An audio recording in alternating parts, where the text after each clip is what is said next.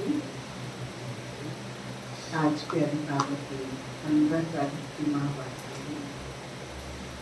प्यारे बाबा ने हमें संगम की लाइफ को इंश्योर करने के लिए कहा कि हम अपनी लाइफ को बाबा के यज्ञ में बाबा के अर्पित कर दें, इंश्योर कर दें, तो हम 21 जन्म के लिए मरेंगे, अमर हो जाए। बाबा ने कहा दुनिया वाले तो इंश्योर करते हैं कि हम मर जाए और हमारे बच्चों को पैसा मिल जाए, लेकिन इस इंश्योरेंस में और उस इंश्योरेंस में बहुत बड़ा है। बाबा ने कहा कई बच्चों को गंधर्वी विवाह के विचार आते हैं, तो जो बाबा ने कहा ये साधारण बात नहीं, बहुत बड़ी बात है और ऐसे विचार आने नहीं चाहिए। इतनी ताकत बाबा में ही थी जो बाबा ने हराए थे और वो सफल थे। अन्यथा गंधर्वी विवाह के चक्कर में आकर वो गड्ढे में चले जाए, उसकी कोई जरूरत नहीं। बाबा ने कहा कि हमें कुसंग से बड़ी संभाल कर दी, जो परमात्मा आज्ञा पर नहीं चलते उनकी निशानी क्या है? वो शिकायत करते हैं, मैं तो बहुत अच्छा हूँ, मैं तो बहुत कुछ करना चाहता हूँ, पर मुझे पत्नी नहीं करने देती, बहनजी नहीं करने देती, फलाने में ऐसा कर दिया। ये पुरुषार्थी के लक्षण नहीं है। पुरुषार्थी माना एक बाबा की आज्ञा, तीसरा कोई चिंतन विचार और दृष्टि है। चौथा बाबा ने आज सर्विस के लिए कहा है, सर्विस सर्विस सर्विस, बहुत सर्विस है। बाबा ने कहा सर्विस में लग जाओ, और सर्विस में लगने के लिए बाबा ने सर्विस करने वाले बच्चों से कहा आराम हराम। आराम नहीं करना है, हमारा आराम है बाबा की याद, हमारा आराम है बाबा की रचित यज्ञ की सेवा को करना। तो आज बाबा इन पहलुओं पर हमें चलाने के लिए आत्माभिमानी और याद की यात्रा की तो हमेशा कहते हैं और आज भी कह रहे हैं। बाबा ने कहा मीठे बच्चे, बाप तुम रूहों से दूर रिहार कर,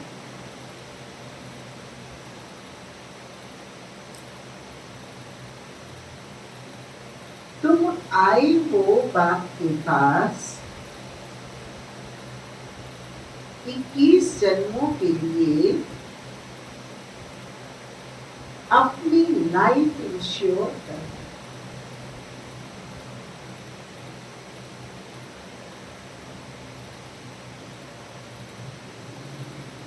तुम्हारी लाइफ ऐसे इंश्योर होती है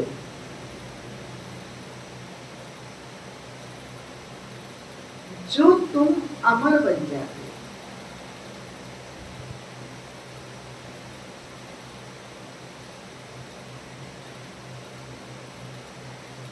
आज के महावाक्यों का प्रश्न है,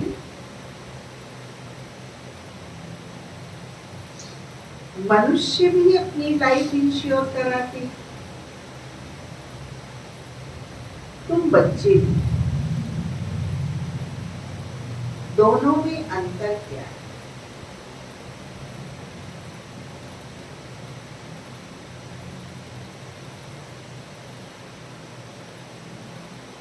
प्यारे बाबा ने उत्तर बताया, मनुष्य अपनी लाइफ इंश्योर कराते कि मर जाए तो परिवार वालों को पैसा मिले।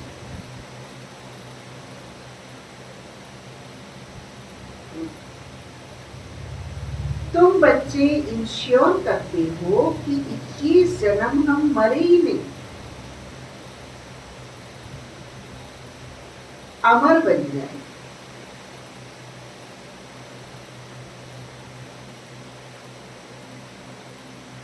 सतयुग में कोई इंश्योर कंपनियां होती है,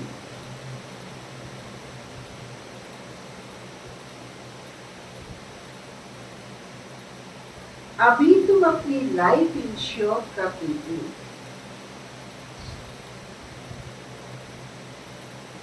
फिर कभी मरेंगे नहीं।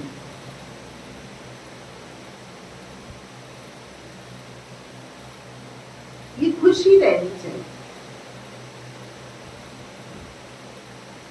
कौन सी खुशी रहनी चाहिए? कि हम अमर बन जाए। आज के महावाक्यों का गीत है, ये कौन आ जाया सवेरे सवेरे।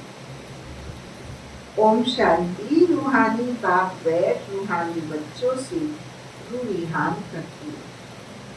तुम बच्चे जानते हो बाप हमको अभी 21 जन्म तो क्या 40-50 जन्मों के लिए इंश्योर कर रहे हैं। वो लोग इंश्योर करते हैं कि मर जाए तो उनके परिवार को पैसा मिले। तुम इंश्योर करते हो 21 जन्मों के लिए मरे ही नहीं, अमर बनाते हैं ना। तुम अमर थे, मूल वतन भी अमर लोग है, वहां मरने जीने की बात नहीं है। वो है आत्माओं का निवास स्थान। अब ये रूहान बाप अपने बच्चों से करते हैं और कोई से नहीं करते। जो रूह अपने को जानती है उनसे ही बात करती है। बाकी और कोई बाप की भाषा को समझेगी नहीं। प्रदर्शनी में इतने आते हैं, तुम्हारी भाषा को समझते हैं क्या? कोई मुश्किल थोड़ा समझते हैं। तुमको भी समझाते समझाते कितने वर्ष हुए हैं तो भी कितने थोड़े समझते हैं। है भी सेकंड के समझने की बात। हम आत्माएं जो पावन थी वही पतित बनी है, फिर हमको पावन बनना है। उसके लिए स्वीट फादर को याद करना है। उनसे स्वीट और कोई चीज होती है। इसे याद करने में ही माया के विघ्न पड़ते हैं। यह भी जानते हो बाबा हमको अमर बनाने आए। पुरुषार्थ कर अमर बन, अमरपुरी का मालिक बनना। अमर तो सब बनेंगे। सत्यु को कहा ही जाता है अमर लोग। यह है मृत्यु लोग। ये अमर कथा है। ऐसे नहीं सिर्फ शंकर ने पार्वती को अमर कथा सुनाई। यह तो सब है भक्ति मार्ग की भक्ति। तुम बच्चे सिर्फ मुझ एक से ही सुनो। माम एकम ज्ञान। ज्ञान मैं ही दे सकता हूँ। ड्रामा प्लान अनुसार सारी दुनिया तमो प्रधान बनी। अमरपुरी में राज्य करना उसको ही अमर पद कहा जाता है। वहां इंश्योर कंपनियां आदि होती है। अभी तुम्हारी लाइफ इंश्योर कर रही है। तुम कभी मरेंगे। हमारा कभी दुर्घटना होगी। दुर्घटना सिर्फ टक्कर कोई दुर्घटना नहीं कहते। न सफेद बाल होंगे, न दांत टूटेंगे, न चश्मा लगेगा, न लड़कियां हाथ में आएगी, न निसंतान होंगे, न पुत्र पुत्री किसी का भी अभाव नहीं होगा, न धन धान्य का अभाव होगा, न मित्र संबंधी के धोखाधड़ी के संबंध होंगे। ये सब कुछ इंश्योर हो जाता है। Everything ensure. वहां इंश्योर कंपनियां आदि होती है। वही तुम्हारी लाइफ इंश्योर कर रही है। तुम कभी मरेंगे नहीं। यह बुद्धि से, यह बुद्धि में खुशी रहनी चाहिए। अभी तो क्या कहते हैं कि पल पल मर रहे, पल पल उठ रहे, पल पल सताए जा रहे। लेकिन वहां ये शब्द, ये भाषा, ये फीलिंग होती है। हम अमरपुरी के मालिक बनते तो अमरपुरी को याद करना पड़ेगा। वाया मूल वतन ही जाना होता है। यह भी मन मनाभव हो जाए। मूल वतन है मन मना। अमरपुरी है मध्याजी। हर एक बात में दो अक्षर ही आते हैं। तुमको कितने प्रकार से आप समझाते हैं, तो बुद्धि में गए। सबसे जास्ती मेहनत है ही इसमें अपने को आत्मा निश्चय करना। हम आत्मा ने ये जन्म लिया है, 84 जन्म में भिन्न भिन्न नाम रूप देश काल फिरते आए। सतयुग में इतने जन्म, त्रेता में इतने जन्म, यह भी बहुत बच्चे भूल जाते। मुख्य बात है अपने को आत्मा समझ स्वीट बात को याद करना। उठते बैठते यह बुद्धि में रहने से खुशी गई। फिर से बाबा आया हुआ है, जिसको हम आधा कल्प याद करते थे कि आओ आकर पावन करो। पावन रहते मूल वतन में और अमर भूल सकते। भक्ति में मनुष्य पुरुषार्थ करते, मुक्ति में वह कृष्णपुरी में जाएंगे। क्या पुरुषार्थ करते हैं कि हम कृष्ण की दुनिया में चलेंगे। लेकिन जाएंगे कैसे? जब कृष्ण जैसे भाव और संस्कार धारण करें। मुक्ति कहो अथवा निर्वाण धाम कहो, वानप्रस्थ अक्षर करेक्ट। कृष्ण को तो जन्म लेते ही माँ बाप छिन गए, घर छिन गया। थोड़े दिन बाद वो जो माता पिता माँ ने बनाए वो घर परिवार भी चला गया, तो छोड़ता ही गया और हम पकड़ के रखते। यही हमारे कष्ट का कारण। वानप्रस्थी तो शहर में ही रहते हैं, सन्यासी लोग तो घर बार छोड़ जंगल में जाते हैं। आजकल के वानप्रस्थियों में कोई दम नहीं। हम जो हमारे पास है उसको ही सुखदायी समझते हैं, उससे आगे और कोई सुख का सोच ही नहीं है। और भगवान हमें उस कष्ट के दुख से, जो सुख जिसे हम समझ बैठे हैं, उससे आगे का कोई और सुख लेना चाहता है, लेकिन हम उसको लेना तो बस यही बोल है। उसमें अटके रहने के कारण हम परमात्मा के कार्य के मददगार, लायक, पात्र नहीं बन पाते। आजकल की वानप्रस्थियों में कोई दम नहीं है। सन्यासी तो ब्रह्म को भगवान कह देते, ब्रह्मलोक नहीं कहते। अभी तुम बच्चे जानते हो, पुनर्जन्म तो किसका भी बंधन नहीं, अपना अपना पाठ सब बता। आधा आवागमन से कभी छूटना नहीं। इस समय करोड़ों मनुष्य और भी आते रहेंगे, पुनर्जन्म लेते रहेंगे। फिर फर्स्ट फ्लोर खाली है, मूल वतन है फर्स्ट फ्लोर, सूक्ष्म वतन है सेकंड फ्लोर, यह है थर्ड फ्लोर, अथवा इनको ग्राउंड फ्लोर कहो। दूसरा कोई फ्लोर है नहीं। वे समझते हैं स्टार्स में भी दुनिया है, ऐसे है नहीं। फर्स्ट फ्लोर में आत्माएं रहती हैं, बाकी मनुष्यों के लिए ये दुनिया है। तुम बेहद के वैरागी बच्चे हो, तुम्हें इस पुरानी दुनिया में रहते हुए भी आंखों से सब कुछ देखते हुए कुछ नहीं देखना है। यह है मुख्य क्वेश्चन। क्या देखना है? बस आत्मा बिंदी देखना। मैं आत्मा बिंदी और ये मेरे सन्मुख आत्मा बिंदी। ये सब कुछ बाबा का रचित संसार है। ये तीन बातों के भाव को अपने मन में रखना है। यह है मुख्य पुरुषार्थ, क्योंकि यह सब खत्म हो जाए। ऐसे नहीं कि संसार बना ही नहीं, बना हुआ है, परंतु उनसे वैराग्य हो जाता है, अर्थात सारी पुरानी दुनिया से वैराग्य। भक्ति, ज्ञान और वैराग्य। भक्ति के बाद है ज्ञान, फिर भक्ति का वैराग्य हो जाता है। बुद्धि से समझते हो कि ये पुरानी दुनिया है, यह हमारा अंतिम जन्म है, अभी सबको वापस जाना है। छोटे बच्चों को भी श्री बाबा की याद दिलानी है। उल्टे सुलटे खान पान आदि की कोई आदत नहीं डालनी चाहिए। छोटेपन से जैसी आदत डालो वैसी पड़ जाती है। आजकल संग का दोष बड़ा गया। संग तारे संग गोरे, ये विषय सागर वैश्य है। सत तो एक ही परम पिता परमात्मा है, गॉड इज वन कहा जाता है। वे आकर सबके बात समझाते हैं।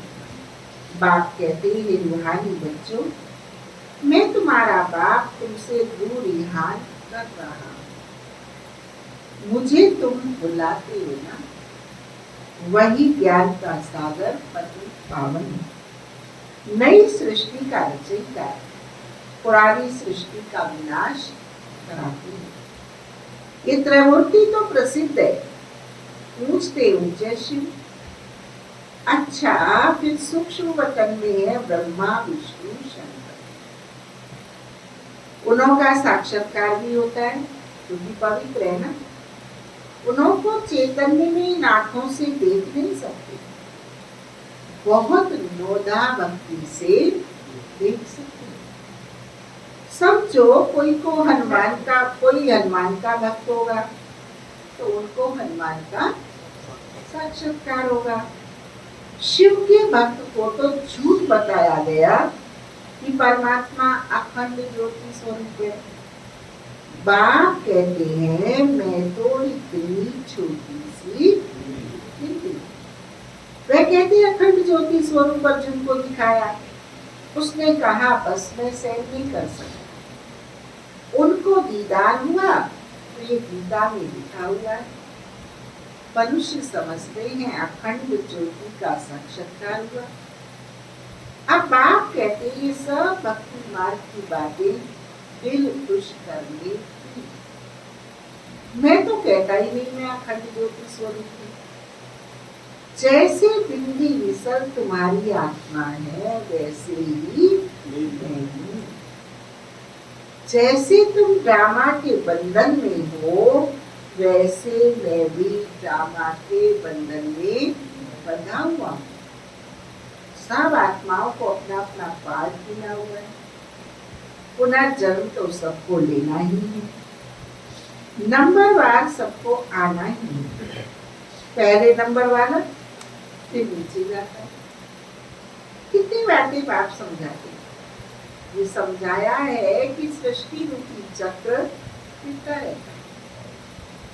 जैसे दिन के बाद रात आती है वैसे कलयुग के बाद सतयुग, फिर त्रेता, फिर द्वापर, फिर कलयुग, फिर संगम युग आता है। संगम युग पर ही बाप चेंज, जो सतो प्रधान थे अब वही तमो प्रधान बनी, वही फिर सतो प्रधान बनेगी। बुलाते भी हैं ये पति पावन आओ, तो अब बाप कहते हैं वंदना हो। मैं आता हूँ, मुझ बाप को याद करना है। ये यथार्थ रीति को मुश्किल ही समझती है।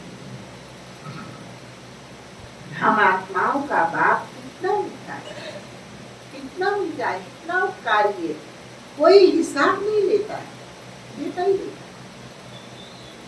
वायदे हम करते हैं बाबा से रियलाइज करके, आराम से तोड़ देते हैं, अपना नुकसान करते।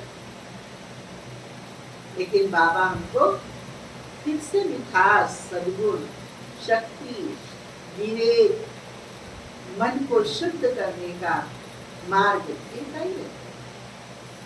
ऐसा मीठा, क्या मिठास है बाबा की, उसको हम दिन भर सोचे, पता चलेगा जन्म जन्म के पापों को खत्म करने का ठेकेदार अगर कोई है तो वो मेरा मीठा बाबा।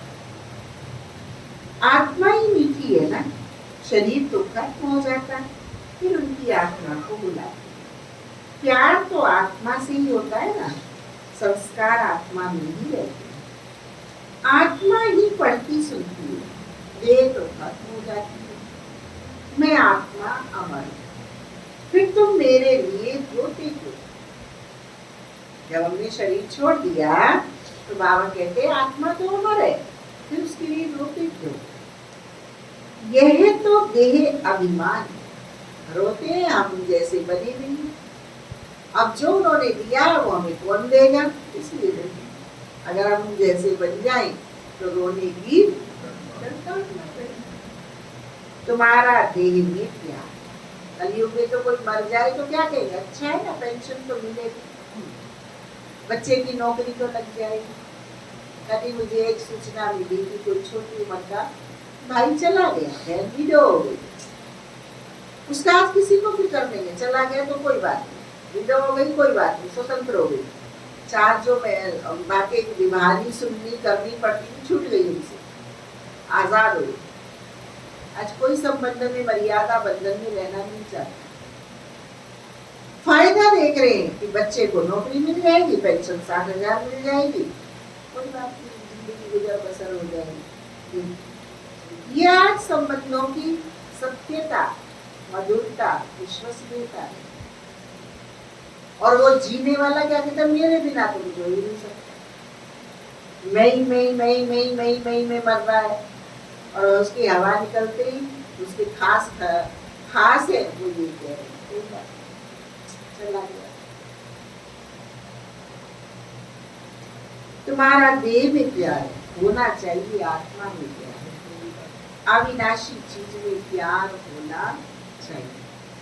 विनाशी चीज में प्यार होने से ही लड़ते झगड़ते, विनाशी चीज से प्यार होने के कारण ही लड़ते झगड़ते। जब विनाशी इच्छाओं की पूर्ति नहीं होती तो मीन में निकालते। ये डर है अविनाशी का, और अविनाशी की लेने का अक्ल हुनर नहीं होता तो शिकायत नहीं करती। सतयुग में है देही अभिमानी, इसलिए खुशी से एक शरीर छोड़ दूसरा लेते। रोना पीटना कुछ भी नहीं होना चाहिए। तो बच्चों को अपनी आत्माभिमानी अवस्था बनाने के लिए बहुत प्रैक्टिस करनी। मैं आत्मा हूँ, अपने भाई को बाप का संदेश देता हूँ। हमारा भाई इन आर्गन्स द्वारा सुनता है। कौन से आर्गन्स द्वारा हमारा आत्मा भाई सुनता है? कान के ऑर्गन्स द्वारा। ऐसी अवस्था जमाओ, बाप को याद करते रहो, कभी कर्म विनाश होते रहो। खुद को भी आत्मा समझो, उनको भी आत्मा समझो, तब पक्की आदत हो जाए। यह है बुद्ध धर्म। अंतर्मुखी हो, इस अवस्था को पक्का करना है। जितना समय निकाल सको उतना इसमें लगाओ। 8 घंटा तो गंदा आदि बंद करो, नींद भी करो, बाकी इसमें लगाओ। 8 घंटा तक पहुंचना, तब तुमको बहुत खुशी होगी। कौन कह रहा है? रंगीन भाई। दीदी नहीं कह रही, बाबा कह रहा है। अब हिसाब बाबा ही लेगा, दीदी नहीं लेगी। दीदी ने तो बाबा का पत्र डाकिया बन के सुना दिया। जो करेगा वो पाएगा। अब जो 8 घंटा अशरीरी बनने की मेहनत बाबा को देगा, बाबा उसको इंश्योरेंस कंपनी का मालिक बना देगा। नहीं देगा, सुनी न सुनी करेगा, अपना क्या करना है, जीवा क्या जाएगा। और ये अच्छा, आप 50 आएंगे, हमें 50 स्टोरी बनानी पड़ेगी। आप 10 आएंगे, हम और 40 से फ्री होगी। बंधन मुक्त हमें क्या चाहिए? तुम रूठे, हम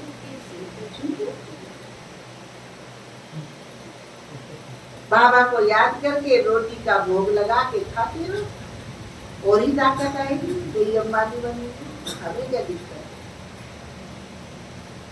हमारा तो वायदा है, सब ब्राह्मण परिवार का वायदा है, मेरा तो एक बाबा दूसरा ना।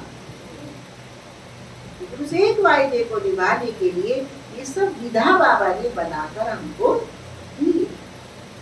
अगर उसका अवज्ञा करने की हमें ताकत है तो कोई भी क्या कर सकता है। भाग्य विधाता भी भाग्य उनको 8 घंटा तक पहुंचना है। तुम बहुत, तब तुमको बहुत खुशी देगी।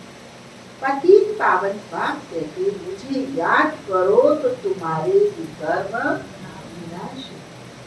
ज्ञान तुमको अभी ही संगम पर मिलता है। आपने और हमने एक वो जमाना देखा है जब घर में बेटियां आती थी शादीशुदा, वो कभी अपने बच्चों को साथ लेके नहीं बैठती थी।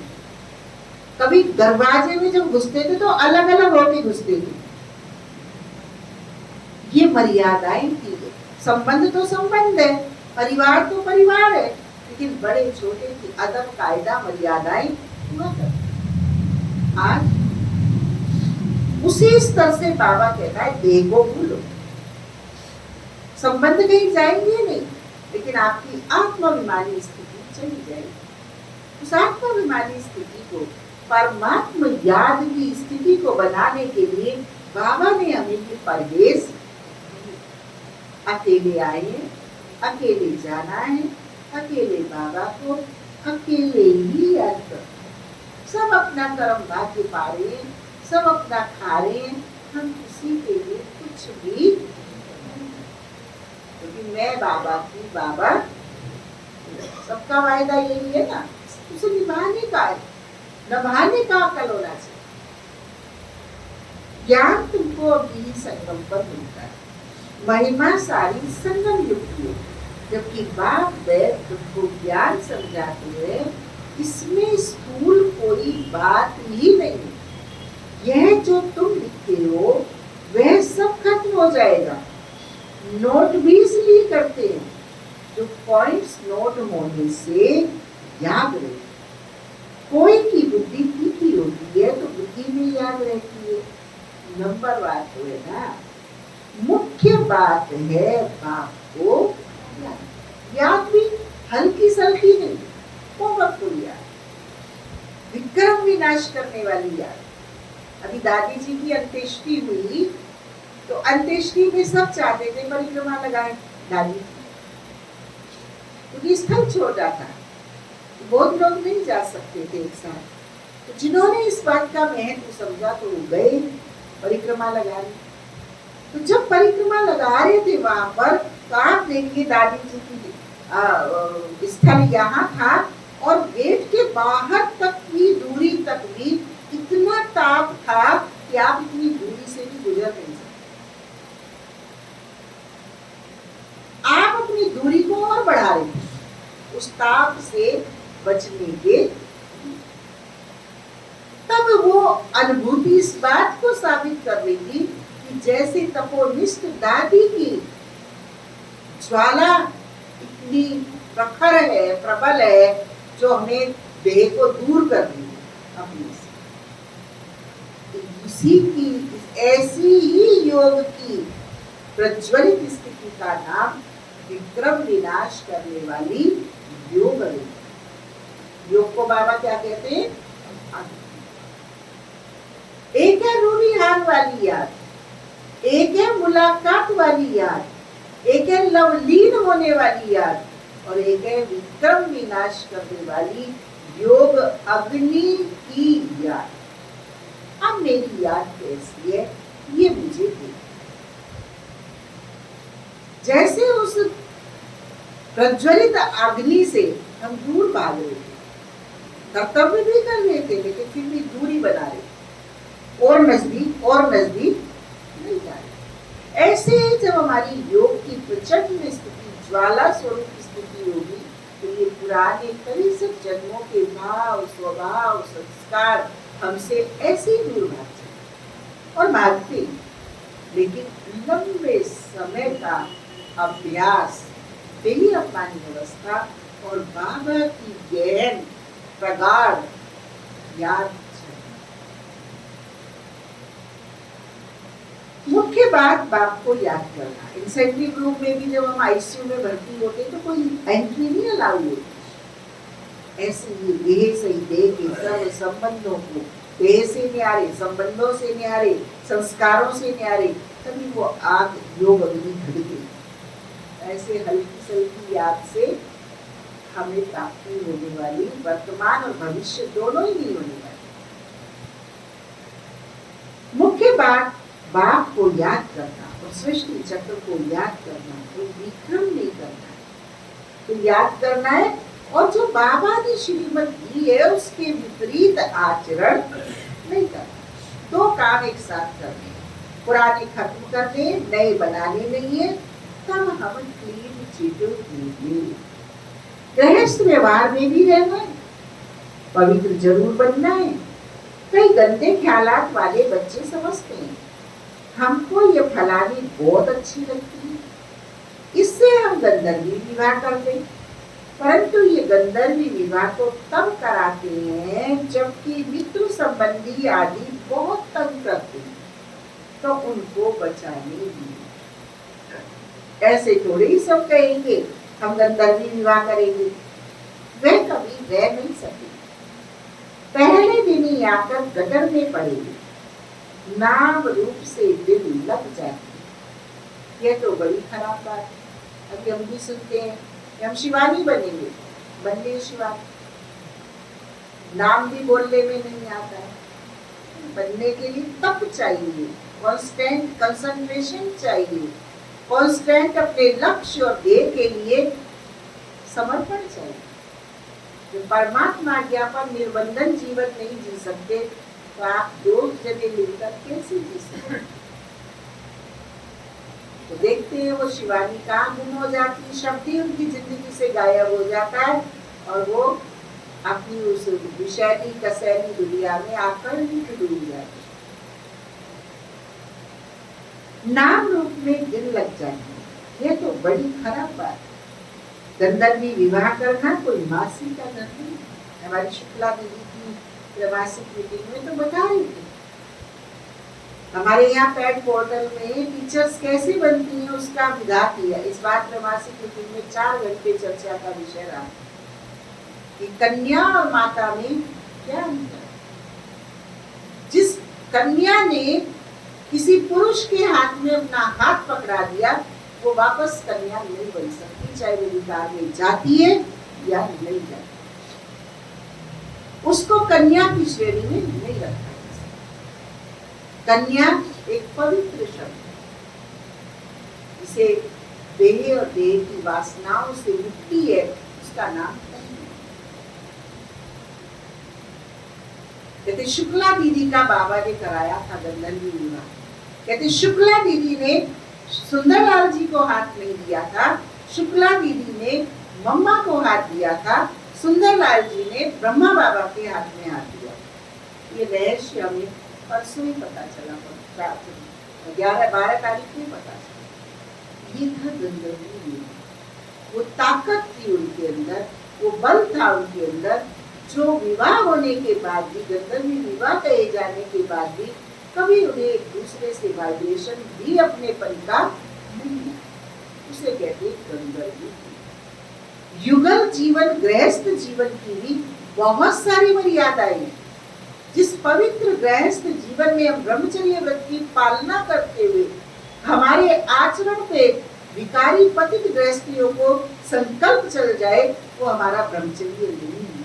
हमारी ब्रह्मचर्य की धारणा, पवित्र जीवन की धारणा घर गृहस्थ समाज में रहते हुए ऐसी होनी चाहिए कि दूर से उनके मन के अंदर अपवित्रता के संस्कार को, विकारी वासना को भस्म कर दे। उसे कहेंगे घर गृहस्थ में रहते हुए कमल पुष्प सम जीवन। ये मर्यादाएं साधारण नहीं है, बहुत सूक्ष्म और गुह्य मर्यादाएं हैं। बाबा हम बच्चों को बाल ब्रह्मचारी कहते हैं। जब से हम ब्रह्मचर्य व्रत की धारणा गृहस्थ जीवन में रहते हुए भी करते, क्या मैं बाल ब्रह्मचारी की भांति मेरी मनोवृत्ति है? चेक कर, तब वो स्थिति हमारी। गंधर्वी विवाह करना कोई मासी का नहीं है। वनिता बहन सनातनी ईश्वरीय मर्यादाओं में हम कह नहीं सकते प्याला चाय बना के पिला दे, हम कह नहीं सकते मेरी कमर में दर्द है तो तुम मल्लम लगा दे। नहीं, पाप के शब्द है, पाप का सोच है। हम कंपेनियन है, पति भी परमात्मा का, पति भी परमात्मा, उसके कंपेनियन है। हम आपस में कंपेनियन, मददगार नहीं, उससे मदद लो, उससे मदद। गंधर्वी विवाह करना कोई मासी का धर्म नहीं। 1-2 से दिल लगी तो कह देते गंधर्वी विवाह करें, इसमें संबंधियों को बड़ा खबरदार रहना चाहिए, समझना चाहिए ये बच्चे काम के नहीं, जिससे दिल लगी है उससे हटा देना चाहिए, नहीं तो बातें करते रहेंगे। इस सभा में बड़ी खबरदारी रखनी होती है, आगे चल बड़े कायदे से सभा लगेगी, ऐसे ऐसे ख्यालात वालों को आगे दीजिए। जो बच्चे रूहानी सर्विस पर तत्पर रहते हैं, जो योग में रहकर सर्विस करते हैं, वही सतयुगी राजधानी स्थापन करने में मददगार बनते हैं। सर्विसेबल बच्चों को बाप का डायरेक्शन, क्या डायरेक्शन है सर्विसेबल बच्चों को? हाँ, इसने पढ़ा है, पानसी भाई बाहर चले गए। आज बाबा ने सर्विसेबल बच्चों को डायरेक्शन दिया है। कौन कौन सर्विसेबल बच्चे बनकर डायरेक्शन लेना चाहते हैं, हाथ दिखाओ। बस सब नहीं लेंगी तो फिर आपको भेज दे क्लास से बाहर। जब आप आपका डायरेक्शन नहीं लेंगे तो फिर क्लास में बैठने का फायदा क्या? हाथ उठाओ, दो उठाओ, जिन्होंने नहीं उठाया।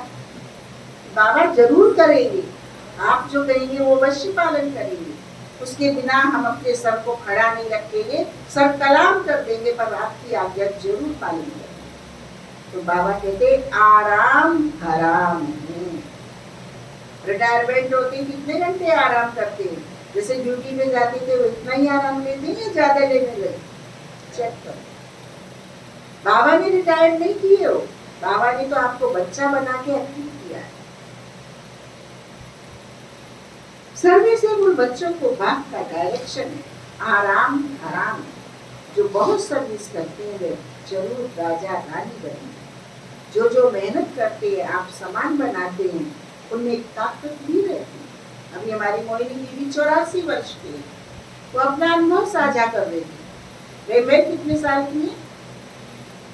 84 साल की, और 10 साल से डायलिसिस पे चल रही है। उसके बावजूद वो अपना अनुभव साझा कर रही थी कि मैं न्यूयॉर्क में 9:30-10 के बीच में विश्राम पे चली जाती, लेकिन जब से भारत आई है वो अतिरिक्त मुख्य प्रशासिका की हैसियत से, तब वो 4 सालों से 11:30 से पहले विश्राम पर नहीं जाती।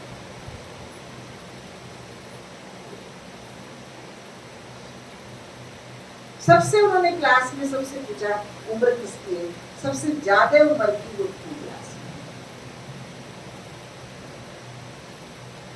और क्या उनकी स्थिति है, देखने लायक, देखते ही अव्यक्त स्थिति बन जाती। 84 साल की आयु का प्रभाव और किडनी के फेलियर होने का प्रभाव उन पर नहीं। इसे कहते राजनीति,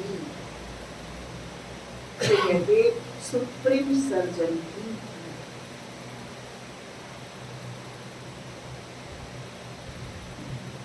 बहुत सर्विस करते हैं, जरूर राजा रानी बनेंगे। जो मेहनत करते हैं, आप सामान बनाते हैं, उनमें ताकत भी है। वो बता रही थी अपना पुरुषार्थ कि 8 डायरी डेली मुरली पर वो मेंटेन करते। आज भी 8 डायरी एक मुरली पर मेंटेन करते। डबल एमए पढ़ी है 1952। यूनाइटेड नेशन के ऑफिस के अंदर उनका परमानेंट ऑफिस बना हुआ है। इतनी महान शख्सियत को लास्ट मोमेंट तक भी इतना पुरुषार्थ, परमात्मा आज्ञा पर अटेंशन देना होता है,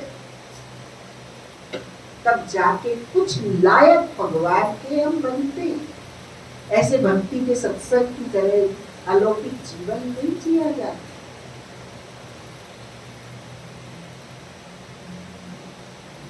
स्थापना तो ड्रामानुसार होनी है। अच्छी रीति सब पॉइंट्स धारण कर फिर सर्विस में लग जाना चाहिए। आराम भी हराम, सर्विस ही सर्विस, तब ऊंच पद पानी। बादल आए और रिफ्रेश होकर गए सर्विस पर।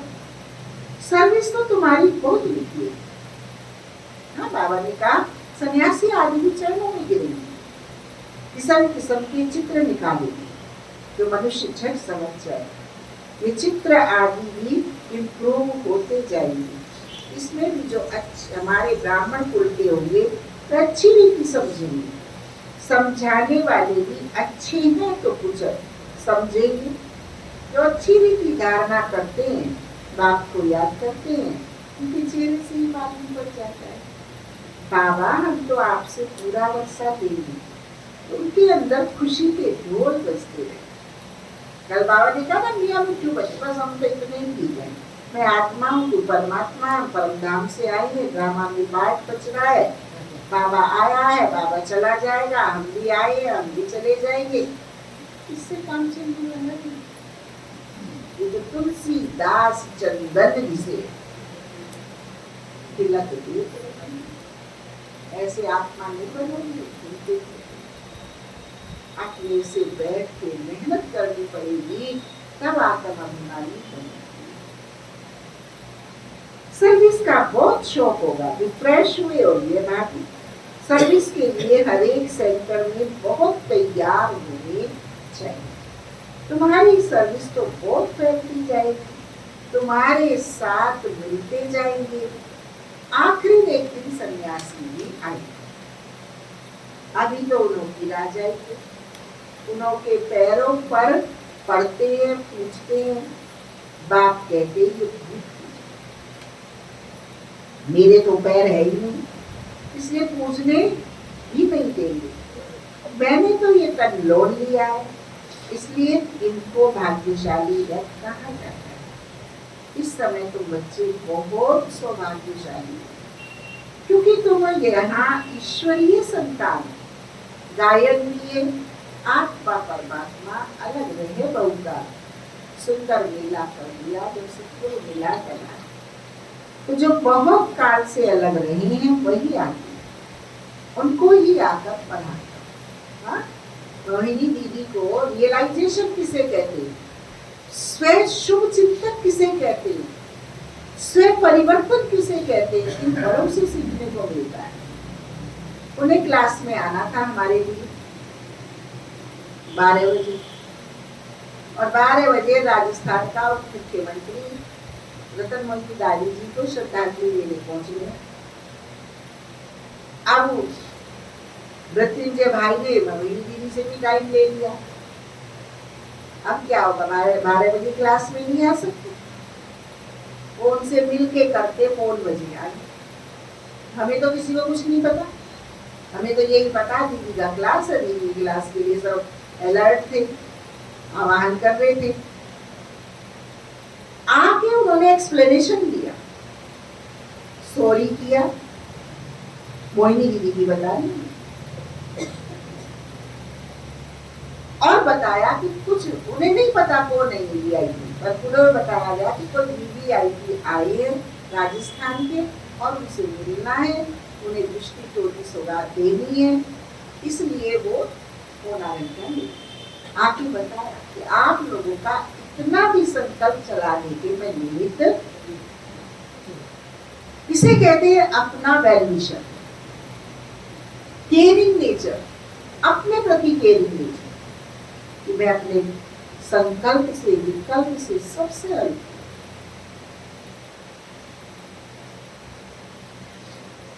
ये क्वालिटी हमारे पुरुषार्थ को आगे बढ़ा। सुनी अनसुनी करना, मनमोजी चलना, अनदेखा करना, श्रीमत को जितना मर्जी रूप बदल लेना, इनसे किसी का नुकसान नहीं होता, कुछ शक्तिहीन होता। अभी सारी छोटी बहनें क्या कहेंगी, सब पानी पानी हो गए, मोम हो गए, सीखने को मिला और परिवर्तन करने का एक दर्पण उन्होंने हमारे सामने अपनी उस सौम्यता दिव्यता के बोलों से हृदय की। ट्रूनेस, जैसे मिरर पर जरा भी धूल होगी तो क्लियर नहीं दिखेगा, ऐसे होने के पुरुषार्थ हमारे सामने इसके। इस समय तुम बच्चे बहुत सौभाग्यशाली हो, क्योंकि तुम यहाँ ईश्वरीय संतान हो। गायन की है आत्मा परमात्मा अलग रहे बहुकाल। तो जो बहुत काल से अलग रहे हैं वही आते हैं, उनको ही आकर पढ़ाता हूँ। श्री कृष्ण का ये अंतिम जन्म है, इसलिए नाम भी इसे का श्याम सुंदर पड़ा है। शिव का तो किसी को पता नहीं कि क्या चीज है, ये बात ही आकर सच जाती है। मैं हूँ परमात्मा, परम धाम में रहने वाला हूँ, तुम भी वहां के रहने वाले हो। मैं सुप्रीम पति पावन हूँ, तुम अभी ईश्वरीय बुद्धि वाले बने हो। ईश्वर की बुद्धि में जो ज्ञान है वह तुमको सुना है। ईश्वर की बुद्धि में जो ज्ञान है वह सुना है। सत्यों में भक्ति की बात नहीं है, ये ज्ञान तुमको अभी मिल रहा है। सत्युग में ना भक्ति है ना ज्ञान। भक्ति द्वापर युग से चलती है, ज्ञान संगम युग पर चलता है।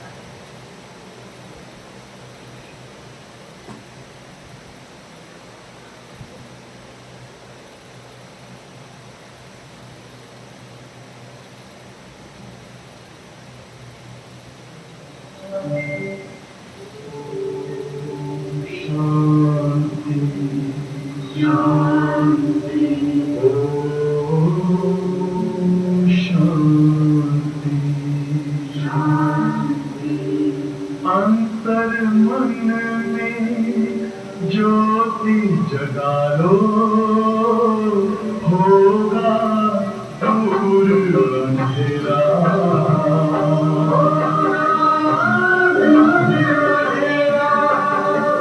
शिव का कर लो ध्यान, आ रहा पावन पुण्य सवेरा।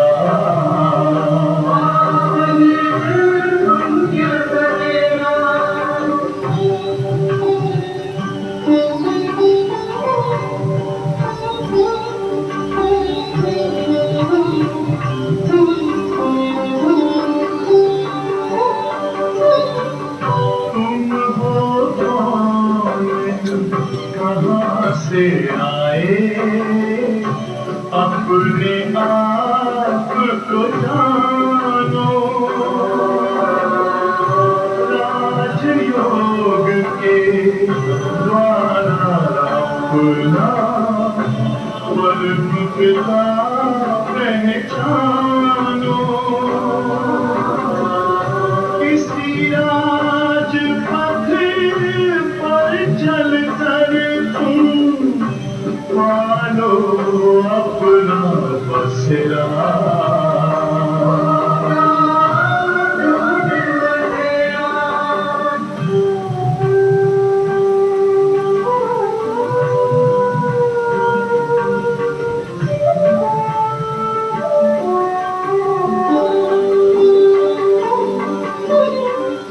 तुम हो आत्मा तन से न्यारे, परमात्मा को प्यारे। दिव्य गुणों को धारण करके योगी बनो दुलारे। ज्योति बिंदु ही तोड़ेगा ये माया मोह का घेरा।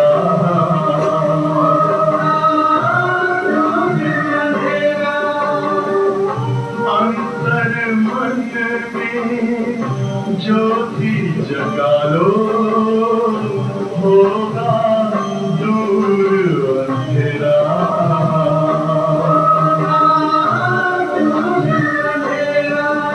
ओम शांति, ओम शांति।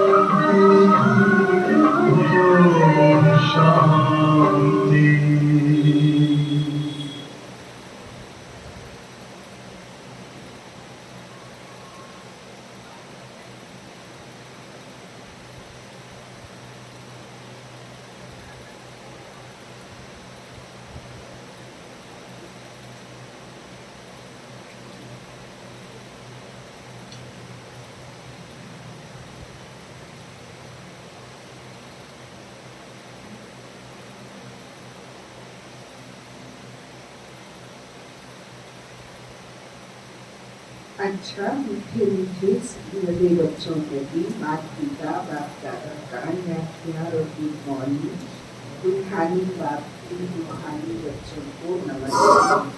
हम रूहानी बच्चों की रूहानी माता पिता बाप दादा को नमस्ते नमस्ते नमस्ते। धारणा के लिए मुख्य साथ पहला पॉइंट, अंतर्मुखी होकर अपनी अवस्था को जमाना है।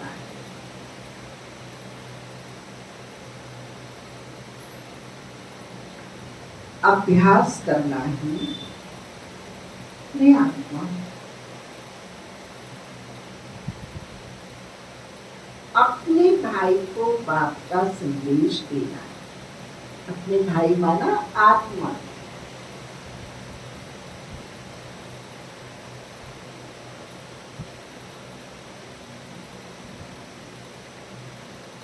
ऐसा आत्माभिमानी बनने की गुप्त मेहनत करनी।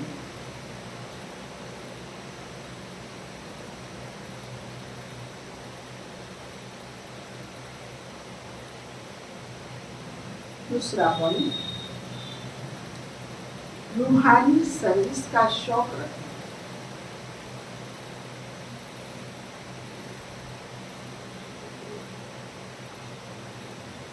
आप सामान बनाने की मेहनत करनी।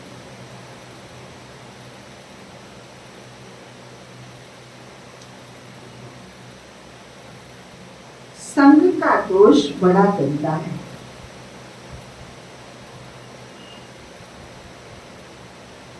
उससे अपने को संभालना।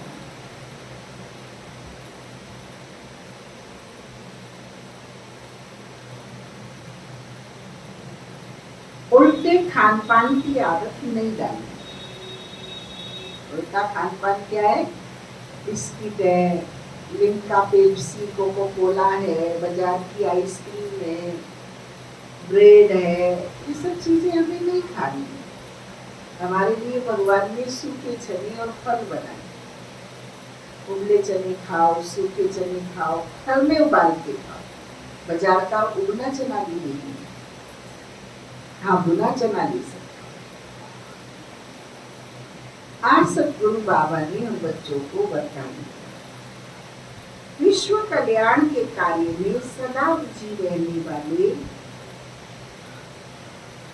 विश्व के आधार मूर्त भव।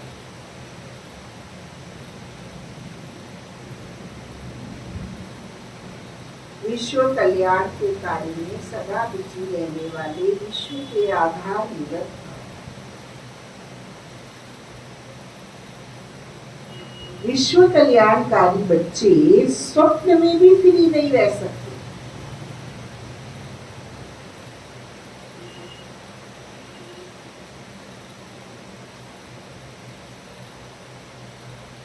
जो दिन रात सेवा में बिजी रहते हैं, उन्हें स्वप्न में भी कई नई नई बातें, सेवा के प्लान व तरीके दिखाई देती हैं।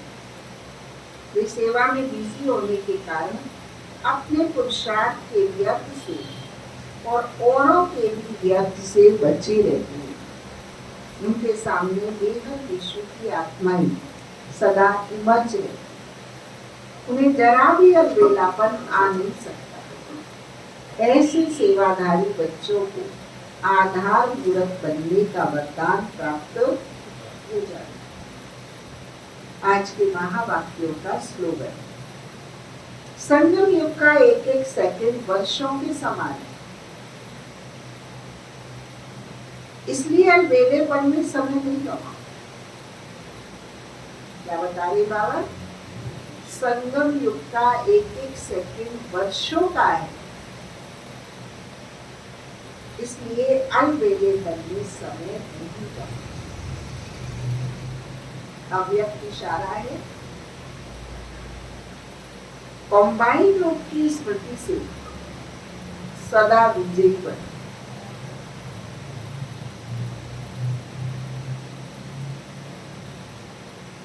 जिसके साथ स्वयं सर्वशक्तिमान बाप कॉम्बाइंड है, सर्व शक्तियां स्वतः उनके साथ होंगी। जहाँ सब शक्तियां हैं वहाँ सफलता ना हो यह असंभव है। कोई अच्छा साथी लौकिक में भी मिल जाता है तो उसको छोड़ नहीं सकते, ये तो अविनाशी साथी है। कभी धोखा देने वाला साथी नहीं है, सदा ही साथ निभाने वाला साथी है। तो सदा साथ साथ रहो।